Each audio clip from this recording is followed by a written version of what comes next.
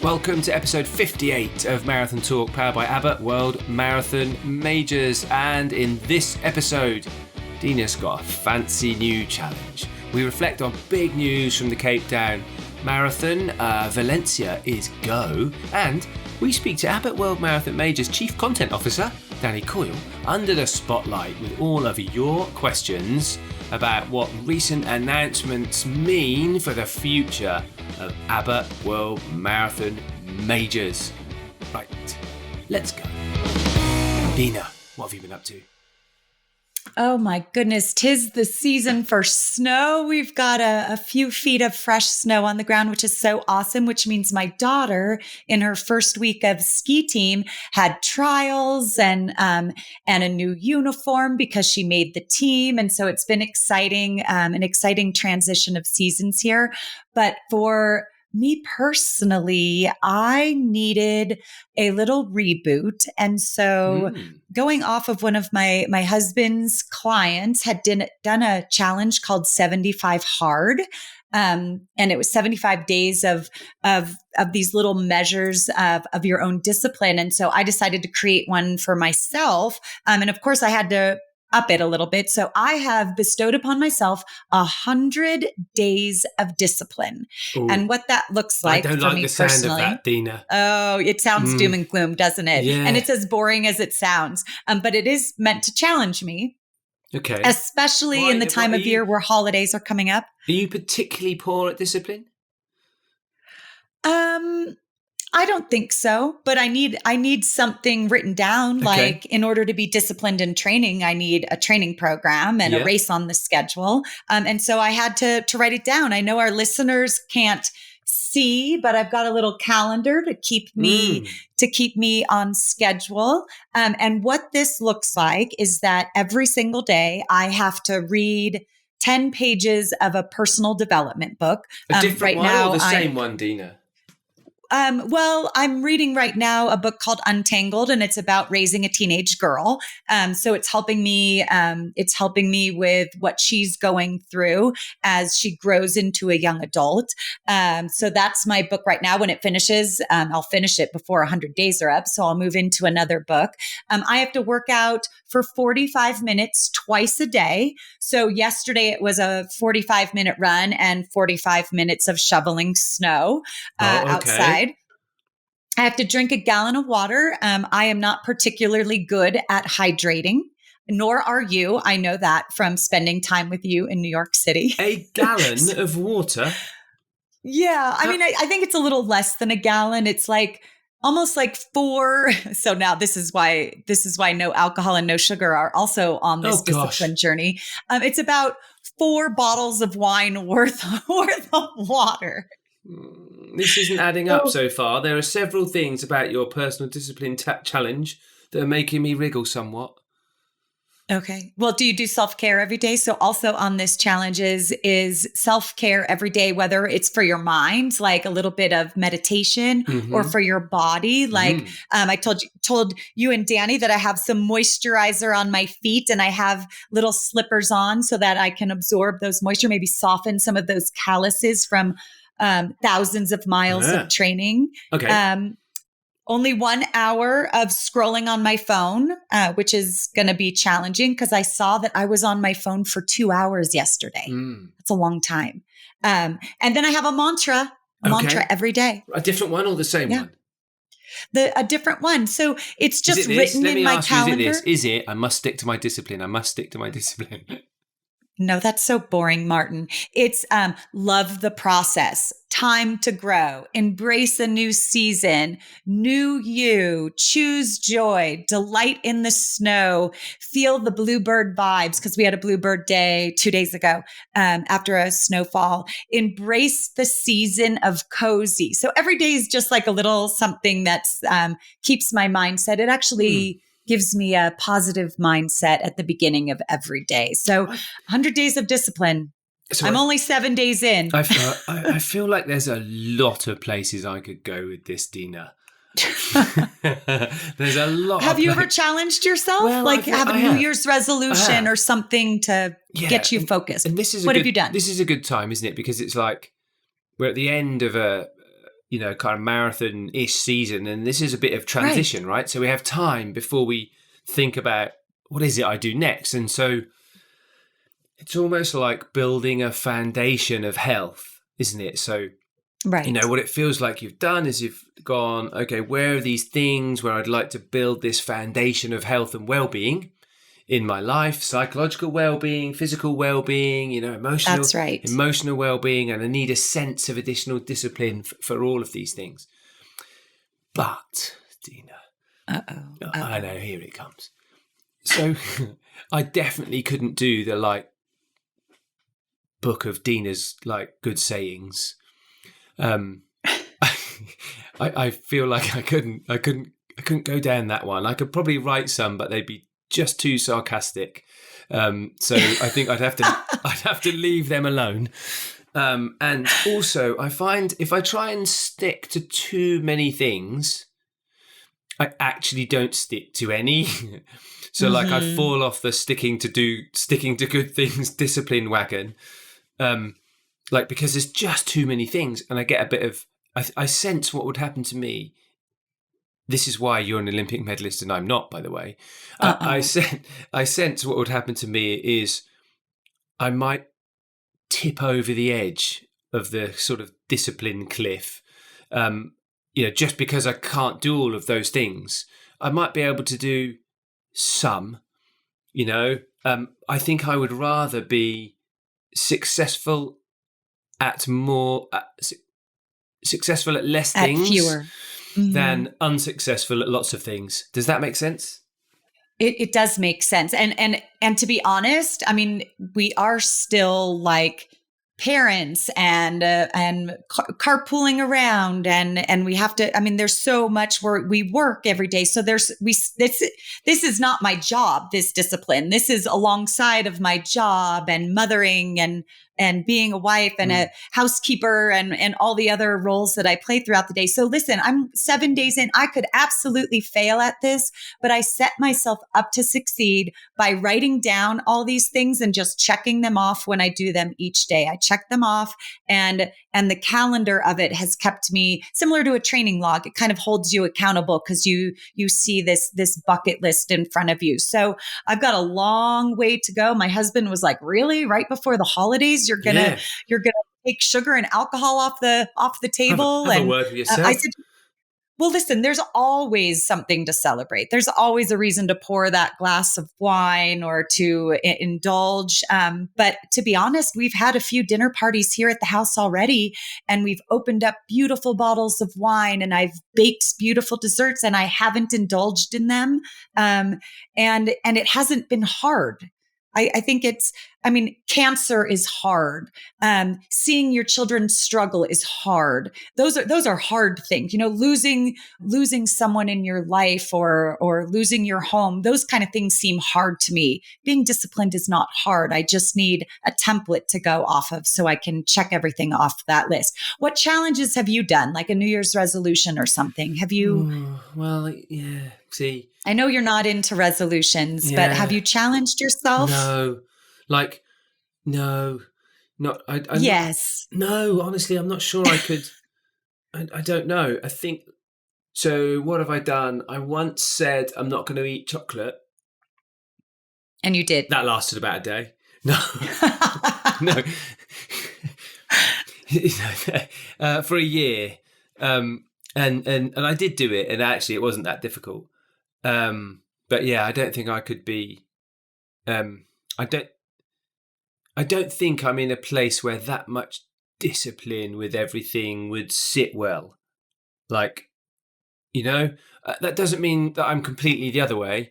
I think at the moment, probably, I've had I've enjoyed my training. I've enjoyed my running. We did New York and I really loved that. And actually I'm sort of in the opposite place to you really at the moment. Like what that means is I'm completely undisciplined. Like I've got, I'm working on the back fat. I'm practicing some, how much I can eat. And I've sort of just said to myself, I'm going to have this phase where I'm just going to like not worry about things and not try and control things. And if it happens, That's great. you know, if I feel like that, then it's just going to happen. And because I know that there will come a time when I want to do something and I'll switch that back on again. Absolutely. And I think, you know, just personally right now, I'm not jumping into, you know, that kind of level of control. I'm just the opposite at the minute. It'll come back and I'll be more disciplined around, you know, riding my bike or training or nutrition, but I've been quite disciplined for quite a while. So it's time to just jump off that for a bit, I think. Yeah. And that's so fascinating. So I wonder what our listeners would resonate with, because they're coming off of marathon season of being disciplined and carving out extra time for their training. And so this is maybe a time of year to just kind of sleep in an extra half hour and not have such a tight schedule, meet up with friends for coffee in the middle of the day because their schedule isn't so rigid. And it's what a lovely place to be in, that we can call those shots, right? That we can be disciplined when we have to be, but we can also kind of loosen things up a little and give ourselves some freedom to freedom in our schedules. I love that juxtaposition. That's awesome. So what have you been up to in your free time? I've got to kind of rival your, you know, snow. We spoke a little bit briefly at the beginning where you said it's been snowing. Yeah, well, you know, it's been snowing here too. All right. Yeah, talking about all your snow in Mammoth. We've had a dump in Poole in Dorset, where I am as well. Do you know how much we had? How much? Dump. We had a dusting. No, we had. I mean, come on, huge. You had like you said. Sometimes you have a dump overnight, and it's like, what did you say? Did you say it was a foot or so at the moment? And is that right? Yeah, it could be three. It could be 3-4 feet overnight. Yeah, that's right. Yeah. We had 1, 2, maybe 3 centimeters. I put more powdered sugar on my crepes than that. Yeah, it came down for about half an hour, settled for a bit, and then was all gone a couple of hours later. And of course, it caused absolute mass turmoil. We have had some shocking weather here lately. It's been very wet. You know, there's been some unwanted flooding in the UK, but also, yeah, we had a little dusting of snow. That's it, really. That's all I've been doing. I've been doing a little bit of running. I did do a tempo run the other day. And your hamstring was okay? Yeah, it's all right. Not, you know. Awesome. Right. I thought, you know, I'm going to go and try and run a little bit quicker than I have been. See if I can get down under 7-minute miling for 8 or 9 miles, 10 miles. Just see what goes along. It was fine. It was okay. Managed to run along at 6.5-minute miling, which is a big step up from where we had been, you know. Oh my gosh, Martin, that's really good. Yeah, well, it's been easy, and I'm going to keep easy for another month in my own. You know, I like to, you know, so Tom and I, when we used to record the show, we used to have this talk around Hoff and Homer, right? And I was always the Hoff, okay? Because for me, exercise and physical activity and moving and running is something that comes naturally, right? So it's harder to not do it than it is to do it. Does that make sense? So yeah, because it's part of your lifestyle, your daily lifestyle. It's harder to not do it, right? So Tom always used to rib me a little bit about, but it's so easy for you because it's an inbuilt part of who you are. And, you know, it's harder for you to not go for a run than it is to actually go for a run. And then he's the opposite, you see. He's like, I would happily sit on my sofa and eat hamburgers all day. Yeah? So I'm trying to channel my Homer at the moment, which is like, look, just, you know, if you don't want to go for a run, don't go for a run. If you want to go do 20 minutes, go do 20 minutes. If you want to ride your bike, ride your bike. If you want to go for a swim, go for a swim. If you want to swim in the sea, swim in the sea. And if you don't, then don't. And that's the kind of position I'll be in until I think just after Christmas. So I'm going to do another month or 5 weeks of this. And then I'm going to pick up. Yeah. Right. Listen to your body and your will at what you want to do. That's such a beautiful way to spend time and let some things kind of brew in your head about what you want to focus on Yeah. in the coming year. Besides our race at the Sydney Marathon. there's always 10K. I'd handle a 10K. There's always Yeah. a part. So whenever I say this, people always go, yeah, but are you going to start again on the 1st of January? Kind of what's the start point? And sometimes I have to wait, right? And it's not procrastinating and it's not delaying a decision. It's waiting for, and I always refer to it as like a click, right? And at some point it clicks. Like when you're training and sometimes you're just pounding, and you're waiting for it to click, right? And then it does, and then it's all rosy. It's the same almost with me and the motivation to resume. Like I wait and I wait and I wait. And at some point, my body and mind will say to me, okay, we're bored with this now.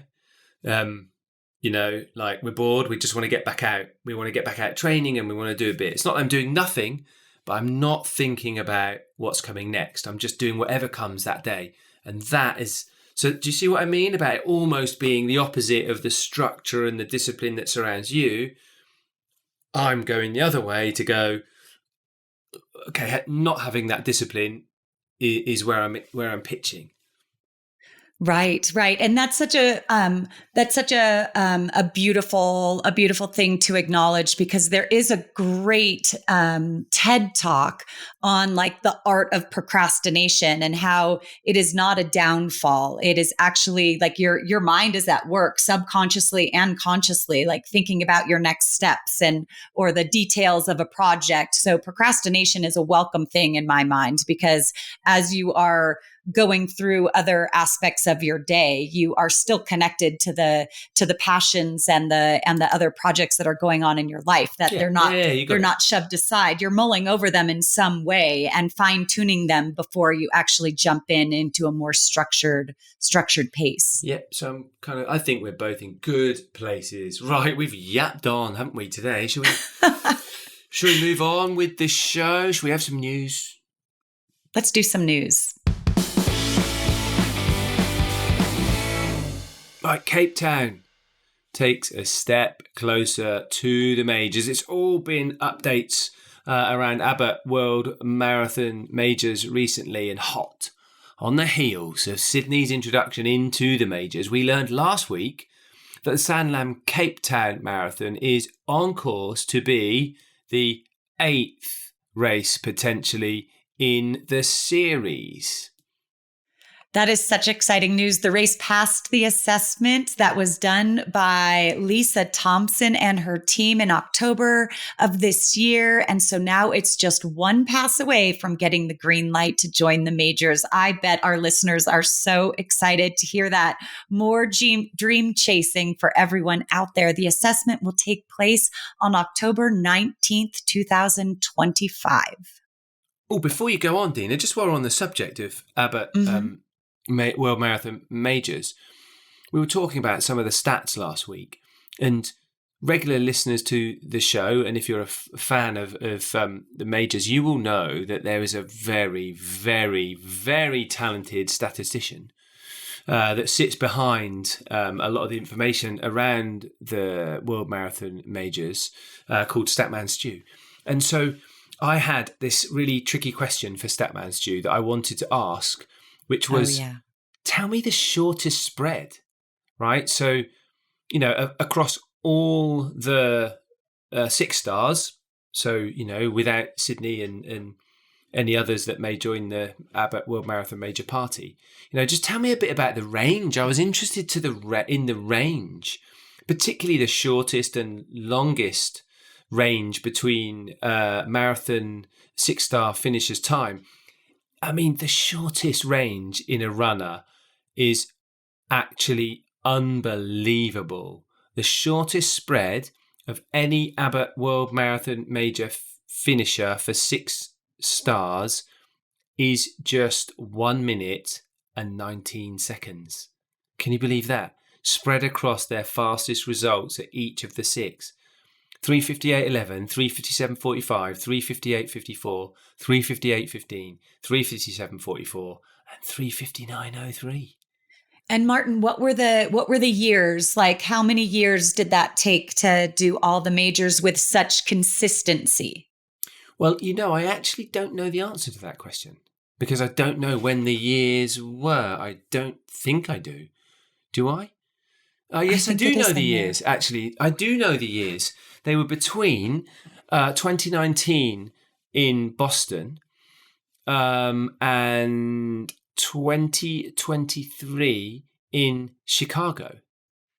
That is so rock solid. That is so unbelievably impressive. That because you look at the courses are so different. The weather is so different throughout those years. But that is just like walking into a pace, knowing your strengths and that consistency. I've never seen anything like that. Yeah, that was from a runner called Yumin Young, who ran all 6 within just over a minute. That's pretty impressive. Now, the longest spread, slightly different. Okay. The longest spread between all 6, right, is a 3-hour 50 quickest, a 10-hour 35 slowest. That is a 6-hour 46 minute spread. 3 hours 50 for your quickest, 10 hours 35. Ouch. It was actually in New York. So, I mean, ouchie, that is some spread. So the shortest, 1 minute 19, the biggest, 6 hours 46. Can you believe that? Wow. Yeah. And also I think one more before we go on. The longest range in terms of time, okay, was where a first marathon was in Boston in 1978 for the first star, with the final star being picked up in Tokyo in 2024.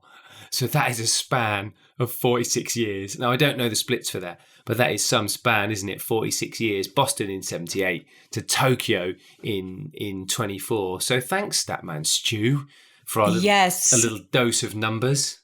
Yes, Stuart Haynes is the head of results and rankings with Abbott World Marathon Majors. If there is a statistic we need, he is the statistician to bring it up. He is the man of numbers, no doubt. Thank you, Statman Stu, for all of that. Staying with the candidates for the majors, the Shanghai Marathon takes place this weekend, and it's the first time the race will be assessed by the majors team. So good luck to everyone in Shanghai in getting a checked box on your journey to becoming another added major.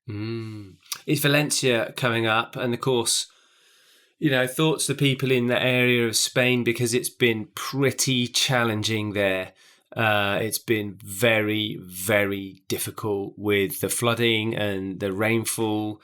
There's a lot going on around infrastructure challenges and some significant devastation in Spain. However, organisers have said they want the race to go ahead and to be about solidarity and a symbol of support for everyone affected. Good luck to everybody who's running in Valencia and the participants and residents of the city. The big story is that the race is going ahead.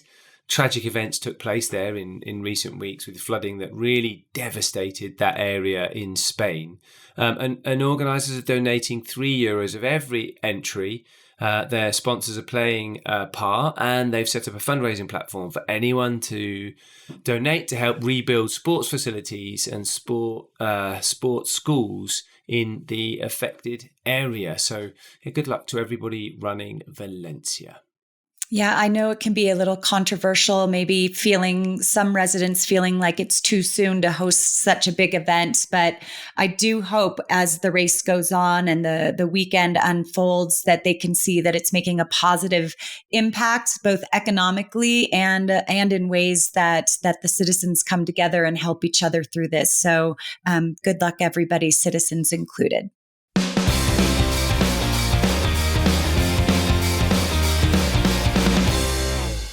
There has been a lot going on in Abbott World Marathon Majors land in the last few months, so we thought we would use one of these shows to try to answer the most popular questions out there about what's happening at the moment. We've been gathering questions from the Abbott World Marathon Majors social media community all week, and now in the hot seat, we've got the Majors Chief Content Officer, Danny Coyle. Hello. Well, welcome to Marathon Talk, Danny. Nice to be back on the show. Well, of course, we have seen you a little bit out and about, haven't we? We saw you in New York, and of course, you're always present at the Abbott World Marathon Majors, but it has been a bit hectic for you lately. It's been extremely hectic. I feel like my feet haven't touched the ground since the start of September, really. We went to Sydney, fantastic age group world championship there. Obviously, that followed up with Sydney getting their second pass and joining the family. Berlin, Chicago, amazing world record in Chicago. And then New York, where you two shuffled around and produced a show that, Dena, I think you're still getting some good feedback on. Yeah. It has been so. I feel like we should also disclose that you help gather all the content for our shows. So you're the man behind the scenes for us every time we're recording. So thank you for all the time you fit in at this time of evening in the UK. You're pretty much shoveling in dinner and walking the dog, hopefully not getting locked out of the house when you do it. I did not get locked out this week. Oh, we're so happy to have you on.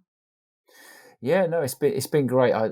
My travel wasn't even done after New York. We were in Athens, a few of us, for the European Running Business Conference a week later. This is actually my week off. You can't see, but for those watching this show on YouTube, I've been painting some walls today at home, and I've got specks of paint all over. So it's like one of those classic things, Danny. You say, what do you do? It's a bit like an off-season for you too, right? When you've got this off-season, if you're running and you're doing a marathon, you then kind of switch into perhaps having an off-season, as I explained. I was earlier, but for you, it's a little bit like that, but it's work. So you're having this on-season all the time, particularly in the spring and the autumn, and then you've got this chance to spend a bit of downtime, and although you're still working, it's not quite the intensity of the week to week. So what do you decide to do? Paint the house? Come on. You should be having some fun. We've had a renovation project going on for months. It's finally done, but the decorating's up to us. So I've put the suitcase away and got the paintbrushes out instead. So it never stops. That is so funny, because do you remember 2 weeks ago when we were recording, Danny was talking to us as he was staining a door. He was so you travel. Yeah, but when you get home, you've got this long list of things you have to take care of when you get home. Yeah. That is too great. Yeah, always something on the to-do list. So relatable. We start, Danny? Should we start with some questions? Because it's definitely been a big week. Let's go for it. I think we've had a ton of questions through, asking, about the announcements and about what that means, particularly for marathons and times and qualifications and things like that. So we thought, why not? Let's get the word from you directly. So let's start with the biggest burning topic we saw come through, and all the questioning was about what's happening to the 6-star medal now that we're going to have 7, because obviously this has been on our minds a lot. Mm-hmm. You announced Sydney during the series for 2025, and we spoke earlier in the show about Cape Town securing its first pass and the assessment process. That's not 6, that's 7 and possibly 8. So as GC Cordy on Instagram asked us, what happens to those of us that are seeking our 6th star now, as Sydney is added to the majors? Give us a little bit about 6-star to 7-star medals and things like that. I could answer this in one word: nothing. But I will elaborate. So the 6-star program is going to stay exactly as it has always been, which means if you complete the original 6 races, Tokyo, Boston, London, Berlin, Chicago, New York, you're a 6-star finisher, you earn the 6-star medal, and we'll be at the finish line ready to give it to you, as long as you've told us in your profile. So imagine the uproar if we'd have just sunset that program.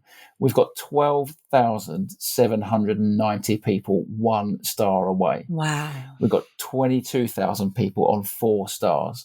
So there is absolutely no way we were ever going to change that or take it away or allow you to swap one in for another. So the original 6 earn you the original 6-star medal. That is it, cut and dried. GC, Cordy, everyone else who's asked, that 6-star medal stays exactly as it is. Yeah, so for all of you chasing the OG 6-star medal, keep chasing the having that enormous medal around your neck is definitely worth it. So now that Sydney is part of the Abbott World Marathon Majors in 2025, James Golden on Instagram stories asked, will there be a new 7-star medal, and will people on their 6-star medal journey get priority? Yeah, we're definitely hitting all of the highlights we've seen on social media in the last few months. So there is not going to be a 7-star medal. Original 6 stays where it is. We won't create a medal that you'll be handed out as a 7-star medal once you've done 7. But there's 2 parts to this answer, right? So the first one is no 7-star medal, but if you want to celebrate that 7th star or any number of stars from 2 to 7, I think you've seen them. We've got this range of displays that you can fit all of our challenge coins. We've got a challenge coin for each city. You can purchase those. You can purchase the display of your choosing, and you can insert those coins into those. Let me grab one here, Dena, in honor of it's Thanksgiving week, isn't it? Yes. So for those of us on YouTube, you can see this is actually what we've got. If you complete all 3 American races, you could have this one. Oh, that is so which cool. Has got the stars and stripes and 3 holders for those 3 American race coins. So they go all the way from 2 all the way up to 7. That's how you can celebrate 7 stars if you're one of the lucky people who are going to be that far along on your journey. Now, having said all of that, we did also share when we announced Sydney that we were going to be launching what we're calling the next milestone. Yes. And that is going to be the 9-star medal. So we've talked about Sydney, we know is in 25. Cape Town is now 1 pass away from joining, so they need to pass next October. And then obviously Shanghai is our 3rd candidate city, and literally as we're recording this, and I think by the time this comes out, some of our team will be in Shanghai to assess that race this weekend. So they joined the candidacy program this year. This is their first assessment. Obviously, their aim will be to try and pass as soon as they can. Yeah. We'll wait and see how they do. But we'll get to that point, we hope, eventually, when we've got those 3 new races in. That's part of this program, to have 3 new races, that the 9-star medal will become the next milestone, and you can be at a finish line and receive it. So, Danny, I may be putting you on the spot by asking this question, but if someone runs Sydney in 2025, will that count once the 9-star medal comes out? If Cape Town and Shanghai get initiated into the Abbott World Marathon series, will that count? Yes. Yep. From next year, Sydney, you get a star for running Sydney. From next year? 2025. Yeah, and I think we've got a question coming up later that there is a caveat to that about the runners who joined us in Sydney in 24 for the Age Group World Champs. Sure.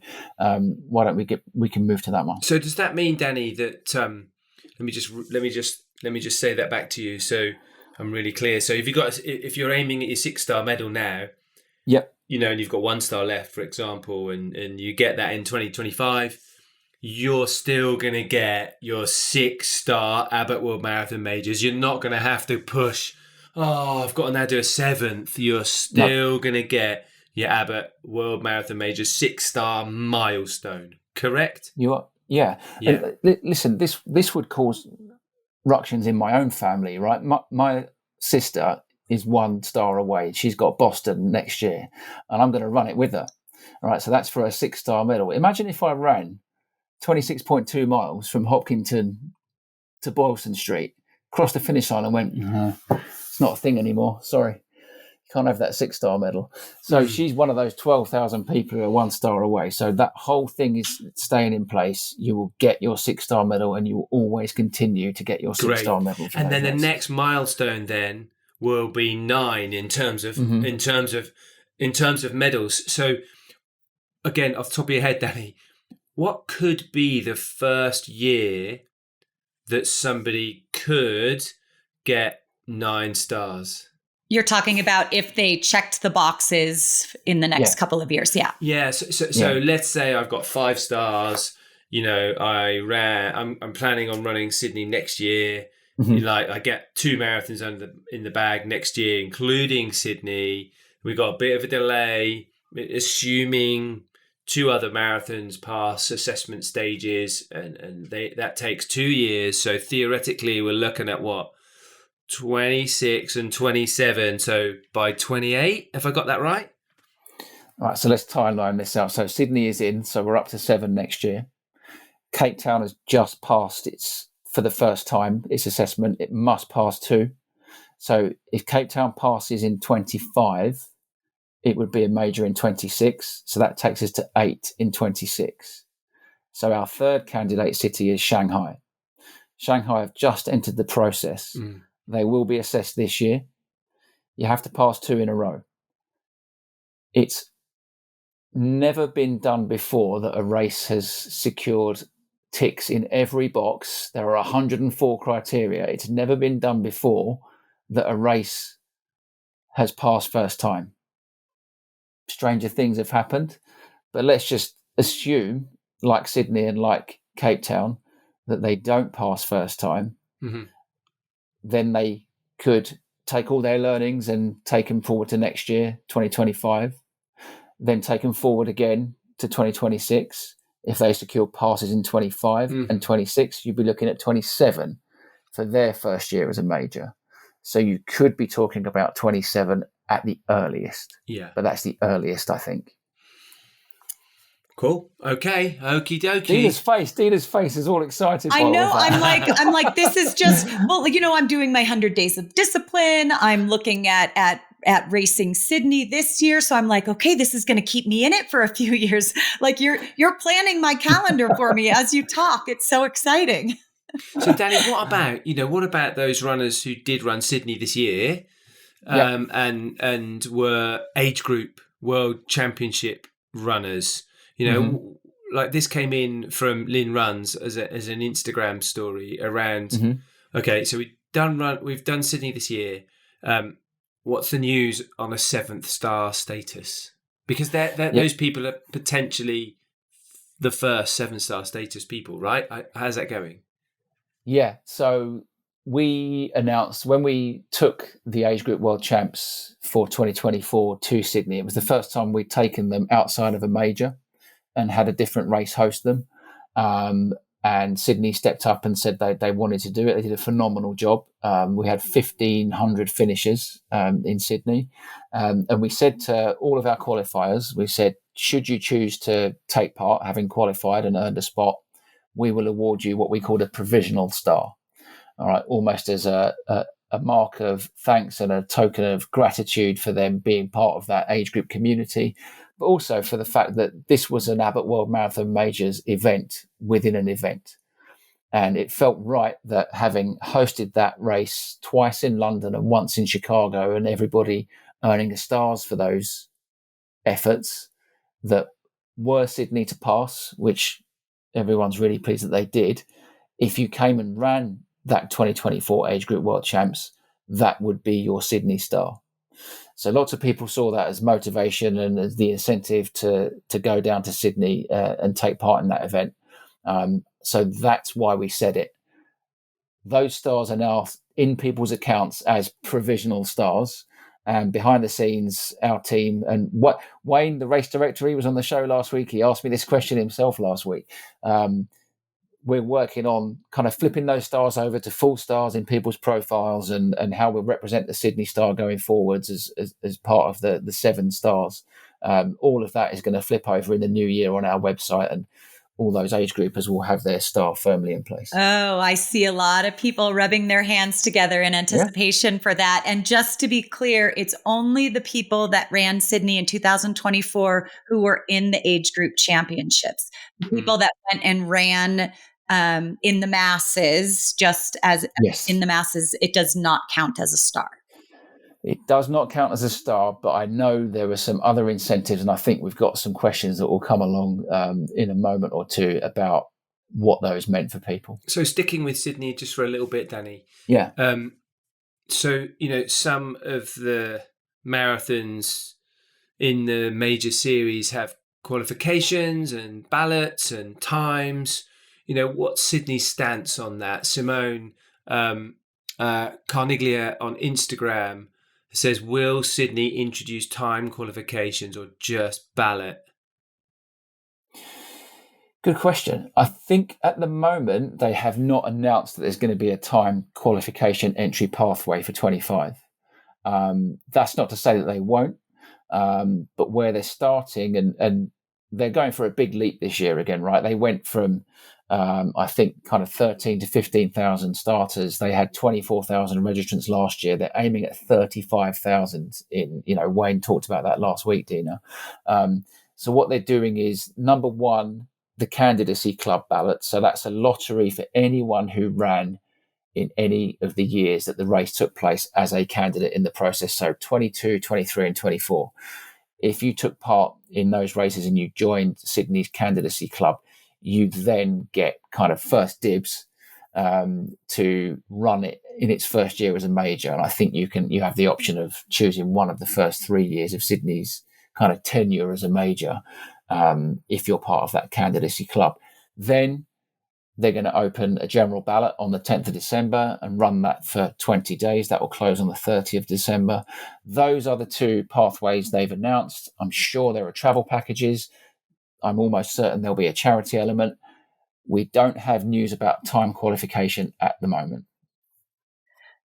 So I'll go back to what we were discussing before, because we talked about the age groupers getting a provisional star. Brucey on Instagram said, I think it would be fair to all the ones who contributed for Sydney to become a major.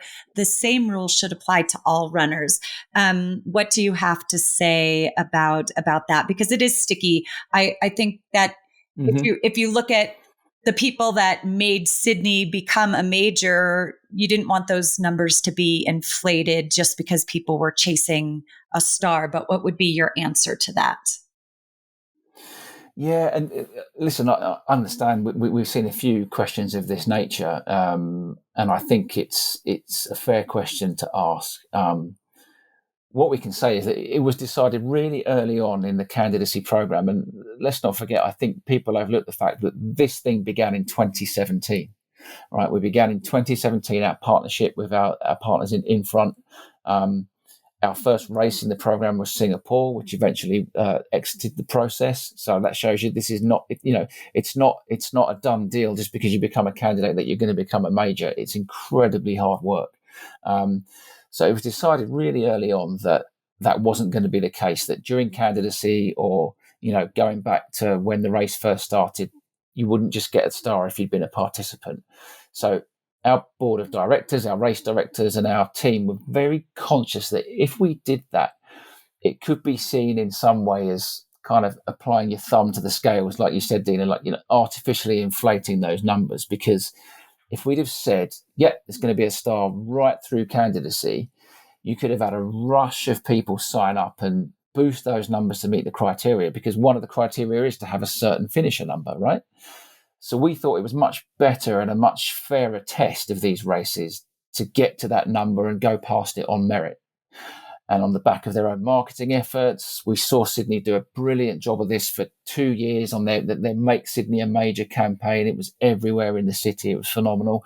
Cape Town have been doing exactly the same with their Towards Africa's First Major moniker. And I think it shows not only their commitment to the process, I think it shows their marketing ingenuity, and I think it means that they are doing it off their own backs.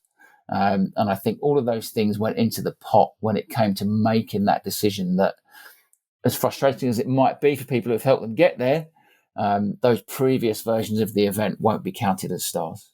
They're not bad cities to go back to, right? Absolutely not. And I'll just do the invite right now. Like, come join Martin and I in Sydney this coming year so that we can all get our stars together. I think I just heard Martin's hamstring tighten up. Yeah, I did. Yeah, definitely. More than my hamstring, Danny. Jay Lannon on Instagram's asking about 9-star medal plans. All right, so we've already heard that the 9-star medal is a milestone medal. Mm-hmm. But let's be clear, and Jay Lannon asks, is the 9-star an upgrade on the 6-star, or will the 6-star holders have to run the classic 6 again to get the 9-star? I think I know the answer, but let's hear it from you. Yeah, I mean, the best way to look at it is that these are 2 standalone milestones, right? Clearly, you're going to pass through 6 stars on your way to 9 because you're going to have to get all of them. But let's just clarify it. In the event that we get to 9, and we hope Shanghai and Cape Town make that a reality, and that is when the 9-star medal will come into play. At that point, there is no way we would ask anybody on 6 or 7 or 8 to start from scratch. So whatever you've got in your bag, whatever you've got in your runner portal in terms of stars, you keep. We're not an airline. We don't reset your points at 0 at the start of a new year. Your journey takes what it takes. 15 years, 20 years, longer. Those stars are yours and they're yours forever. Okay. So kind of related to that a little bit, Danny, and I think it's a fair question, and it might be one around, organizational growth or business growth, but like, where does this go? Is it 9? Is it 12? Like, what's the future looking like for runners? Like, why do you keep adding? Yeah, we see this question a lot as well when we talk about expansion on social media. It goes back to what our values are, right, and what our mission is as an organisation, and why these races do what they do, and we as a collective, why we do what we do. We want to inspire the world through the power of the marathon, right? There are so many kind of cliched quotes, but it's true. If you stand at the finish line of a marathon, especially one of our marathons, your faith in humanity and the power of somebody's, innate desire to lift themselves up and lift everyone up around them is there on show, right? It's there on show. You saw it yourselves in New York. It's there on show for 26.2 miles of these races. They do inspire the world through the power that they create. And so our mission then is to build and support opportunities to expand how many people can discover that power, right? It's a phenomenal thing. So how do we do that? Well, we don't do it by staying in the markets we started in. If we did that, we'd never have opened up a territory in Japan with Tokyo, which is a phenomenal race. So we have 3 races in America, we have 2 in Europe, and we have Tokyo in Japan. That doesn't make us the world marathon majors right now. So we deliberately wanted in this expansion program to look at new parts of the world where we didn't have a footprint. Australasia ticks that box. Africa ticks that box. China, if Shanghai come on board, tick that box.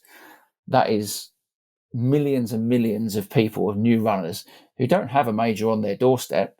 And if we can do that for them, then we are increasing the opportunities for everyone to discover the power of what it is to run an Abbott World Marathon major.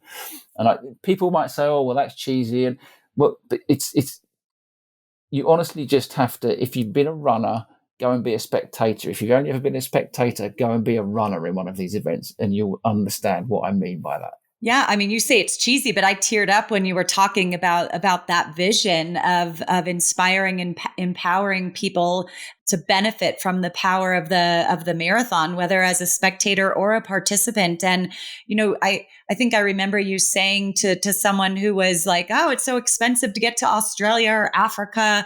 And, that's so far to travel. Well, not for the Australian, not for the person in Africa. So to be able to bring this event to their doorstep really welcomes local communities to participate.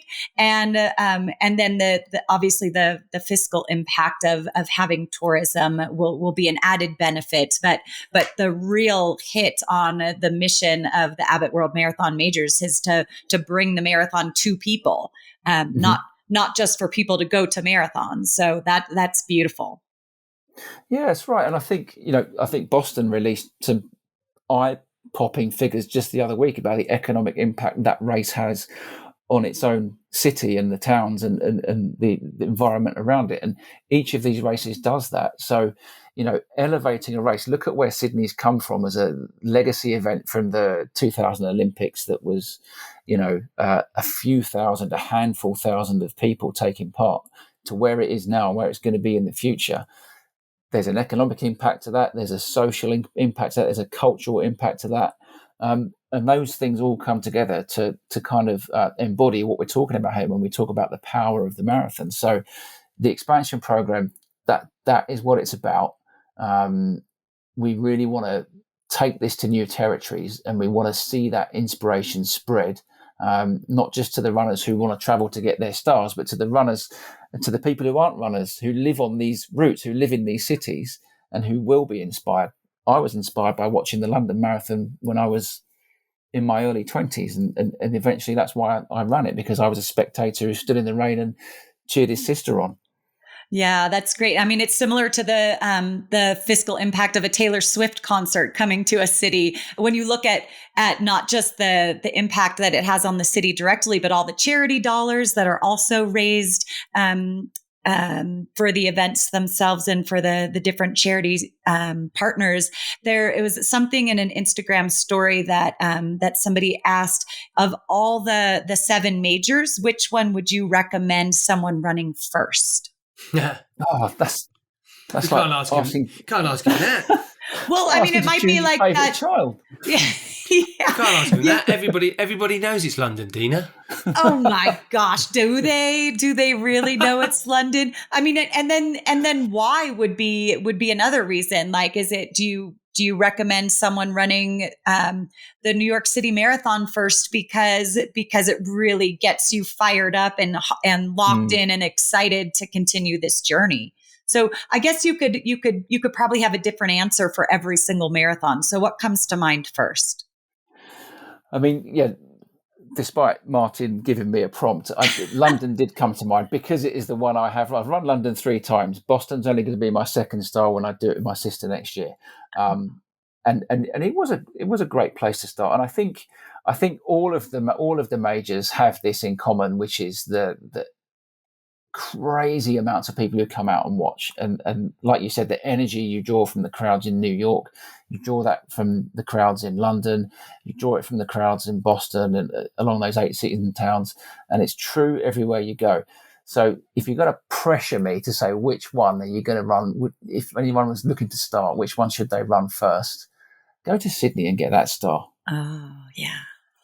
Why not? That's great. I think Sydney might be a tough one to get out of the way as far as the gradients in it as well. So why not tick that one off? You'll be tougher for it. Yeah, will it make the others? That's it. You do one of the hardest first, and then it'll make the other races feel a little easier. Good advice. Yeah. Right, brilliant, Danny. Thanks so much for joining us, answering those questions, for your openness and fairness, and let's. I'm quite glad. I've still got a few stars to go, so need some work on getting ready for some other marathons. We shall see. Yeah. Thank you so much, Danny Coyle, the Chief Content Officer of Abbott World Marathon Majors, for answering some of your burning questions. But we also want to thank David McNamara, the social media manager, who pulled some of these questions. A lot of them were repetitive, so hopefully we answered a lot of people in our time together today. Thank you so much for your time. Pleasure.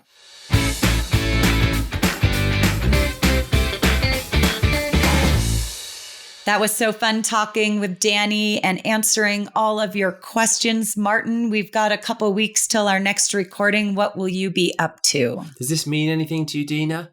Wembley, Wembley. I'm off to Wembley. Dena. So what are you doing there? I'm going to watch some football.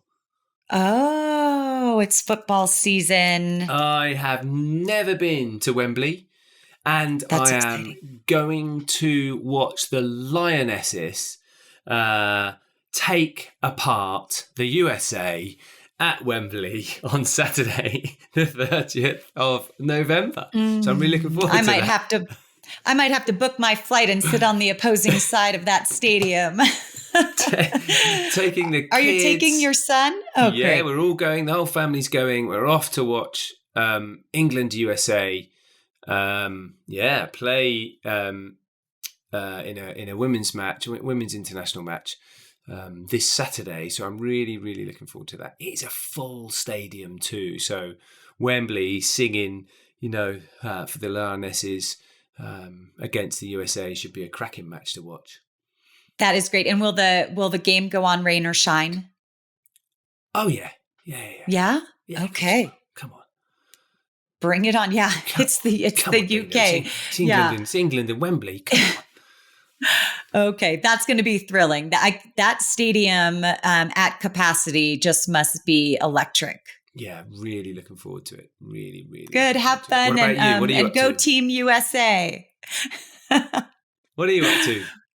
Well, it is Thanksgiving weekend here in the United States, which means my daughter is off of school. So a lot of sleepovers and a house full of kids, messy kids, because they'll be coming in from the snow. But we also put on a turkey trot race here. So we'll be shuffling along. I bake for that. So pumpkin cheesecakes coming out of the kitchen to bestow upon the winners and to raffle off to other participants. It's just a day of gratitude, which you got to know is one of my favorite days of the year. Anything different about the pumpkin cheesecake this year? Any little twists? No, straight up pumpkin cheesecake, but it is the 10th annual Footloose Turkey Trot here in Mammoth Lake. So I have summoned some of my friends to bake as well. And so they're also donating some baked goods to raffle off to make it extra special for everybody. Sounds like a great event. Yeah, so excited. To be thankful on any given day is a gift, but on a day, especially when everybody comes together for that, I look forward to cooking up a storm and having a bunch of friends and family around the table later that evening. But to all of you around the world, let's find something to be grateful for and get out there, enjoy the run wherever it takes you.